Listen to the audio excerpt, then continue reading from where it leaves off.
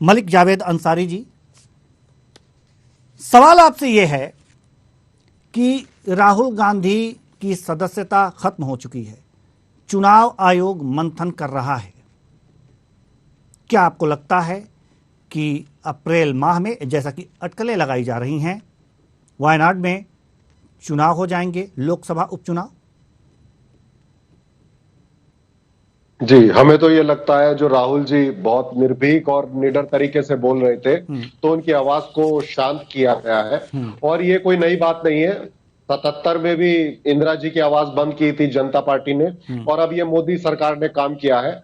और हम बार बार कह रहे थे कि जो देश की संस्थाएं हैं उस पर भाजपा ने कब्जा कर लिया है, और आज उसका उल्लेख हुआ है। काला दिन है ये लोकतंत्र के लिए, क्योंकि आपने अपनी रिपोर्ट में 102 अनुच्छेद की बात की, 102 103 की बात नहीं की। 103 अनुच्छेद में साफ लिखा है कि अगर डिस्क्वालीफाई किया जाता है तो वो प्रेसिडेंट करेगा, और प्रेसिडेंट डिस्क्वालीफाई करने से पहले इलेक्शन कमीशन से उसकी राय लेगा। क्योंकि 30 दिन दिए गए थे अपील दायर करने के, तो भाजपा इतनी डरी हुई है क्योंकि राहुल जी एक ऐसे नेता है जो संसद और संसद के बाहर अडानी महाघोटाले के ऊपर सवाल उठा रहे थे, और भाजपा पूरी तरीके से घिर चुकी थी।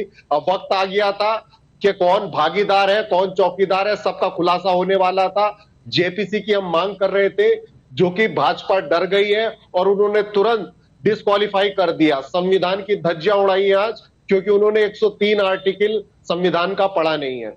दूसरी बात, ये लड़ाई जो है पॉलिटिकल भी है, लीगल भी है जी। और लीगल इसलिए है क्योंकि ये जो डेफेमेशन केस फाइल हुआ है ये सूरत में हुआ है, और घटना थी कर्नाटक की। और एक भाजपा के एमएलए, भाजपा के जो पूर्व एमपी थे, उन्होंने केस दर्ज किया, और उसमें जज का भी ट्रांसफर की बात आ रही है। क्या क्या चीजें हुई, क्या क्या घटनाएं घटी है।